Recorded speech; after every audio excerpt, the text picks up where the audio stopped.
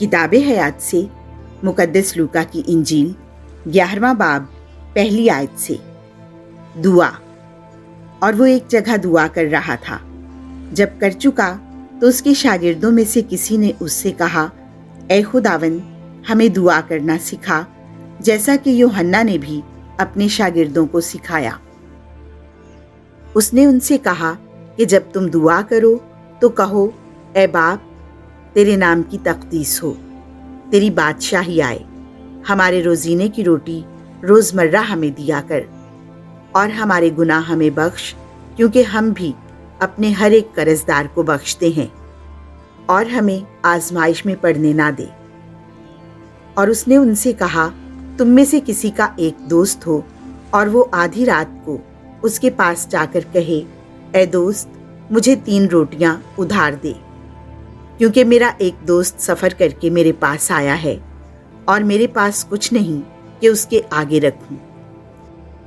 और वो अंदर से जवाब में कहे कि मुझे तकलीफ ना दे कि अब दरवाज़ा बंद है और मेरे बच्चे मेरे साथ बिछौने पर हैं, मैं उठ नहीं सकता कि तुझे दूं। मैं तुमसे कहता हूं, अगर वो इस सबब से कि उसका दोस्त है उठकर ना दे सके, मगर उसकी बेहयाई के सबब से, तो जो कुछ दरकार है उसे देगा।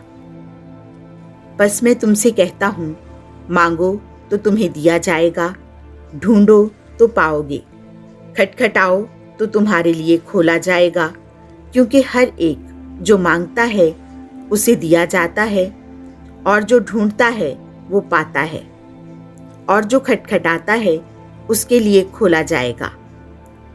तुम में कौन सा बाप ऐसा है कि जब बेटा रोटी मांगे तो उसे पत्थर दे, या मछली मांगे तो मछली के बदले उसे सांप दे, या अंडा मांगे तो उसे बिच्छू दे?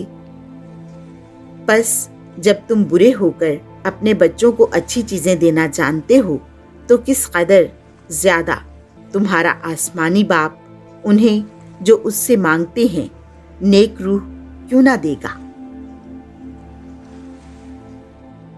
फरीसियों की कुफ्रगोई। और वो एक बदरूह को निकाल रहा था जो गूंगी थी, और जब बदरूह निकली तो यूं हुआ कि वो गूंगा बोला, और हुजूम मुताजिब हुआ। मगर उनमें से बाज ने कहा कि वो बदरूहों के सरदार बाल-ज़बूल की मदद से बदरूहों को निकालता है। और उन्हें आजमाइश के लिए आसमान पर से कोई निशान उससे मांगा, मगर उसने उनके ख्यालों को जानते हुए उनसे कहा कि जिस बादशाही में फूट पड़ जाए वो वीरान हो जाएगी और घर पर घर गिरेगा। बस अगर शैतान अपने ही में मुखालिफत रखे तो उसकी बादशाही क्यों कर कायम रहेगी?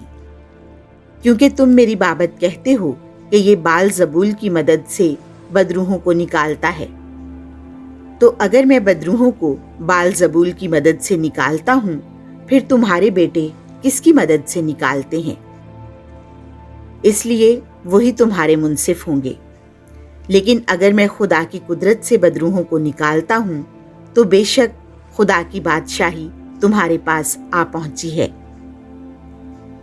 जब कोई मुसल्ला जोरावर अपनी हवेली की हिफाजत करे तो उसका माल महफूज रहता है, लेकिन अगर कोई उससे भी जोरावर आकर उस पर गालिब आए तो उसके सब हथियार जिन पर उसका भरोसा था छीन लेता है, और उसका माल लूट कर बांट देता है। जो मेरे साथ नहीं वो मेरा मुखालिफ है, और जो मेरे साथ जमा नहीं करता वो बखेरता है। जब नापाक रूह आदमी में से निकलती है तो बेआब जगहों में आराम ढूंढती फिरती है, और जब नहीं पाती तो कहती है कि मैं अपने उसी घर को जिससे निकली हूँ लौट जाऊंगी, और आकर उसे झाड़ा और संवरा हुआ पाती है। तब जाकर और 7 रूहें जो उससे बदतर हैं अपने साथ लाती है, और आकर उसमें बसती है, और उस आदमी का पिछला हाल पहले से भी बुरा हो जाता है।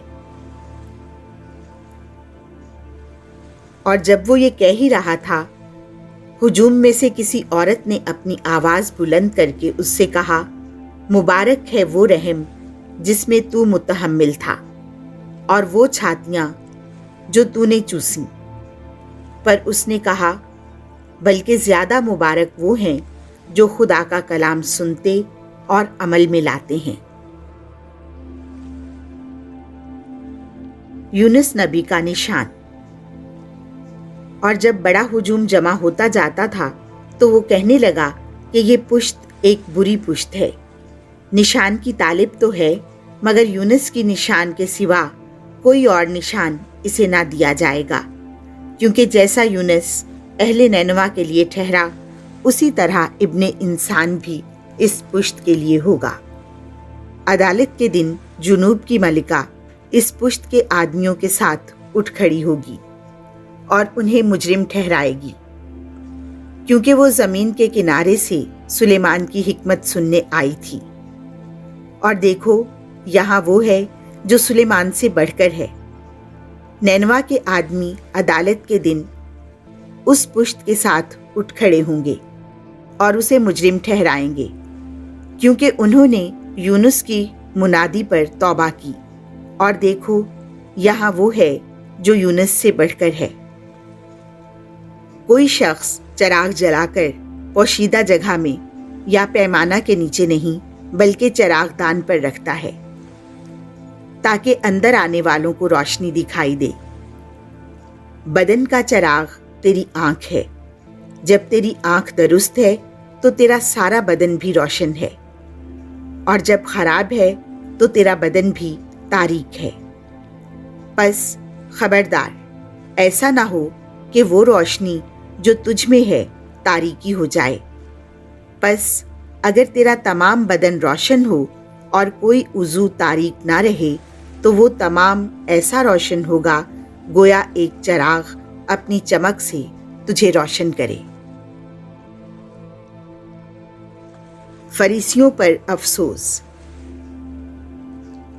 اور جب وہ بات کر رہا تھا تو کسی فریسی نے اس کی دعوت کی کہ میرے ہاں چاشت کرنا، پس وہ اندر جا کر کھانا کھانے بیٹھا۔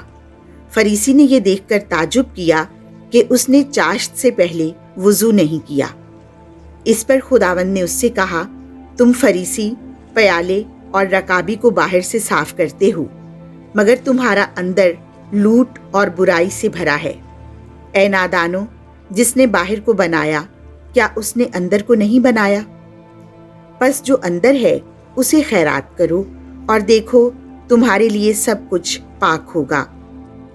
مگر اے فریسیو، تم پر افسوس کہ تم پودینے اور سداب اور ہر ایک ترکاری پر دے یکی دیتے ہو، لیکن انصاف اور خدا کی محبت سے کنارہ کرتے ہو۔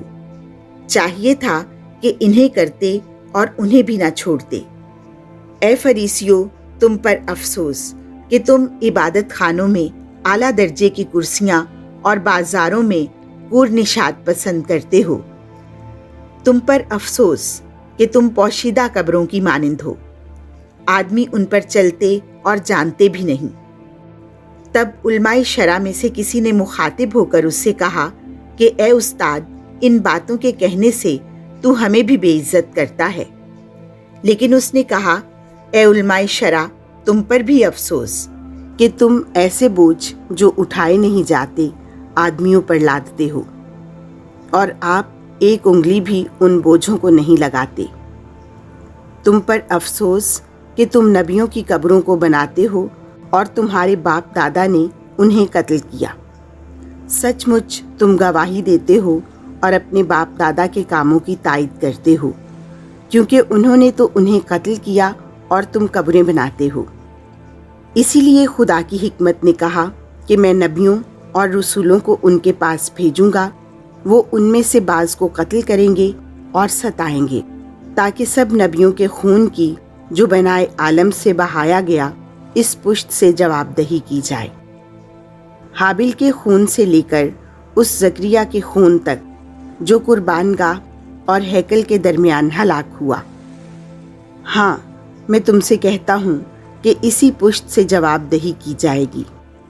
اے علماء شرع، تم پر افسوس کہ تم نے معرفت کی کنجی لی، تم آپ داخل نہ ہوئے اور داخل ہونے والوں کو بھی روکا۔ اور جب وہ وہاں سے نکلا تو فقی اور فریسی उसे बेतरह चिमटने और दिक करने लगे। उसकी घात में रहे ताकि उसके मुंह की कोई बात पकड़े। आमीन।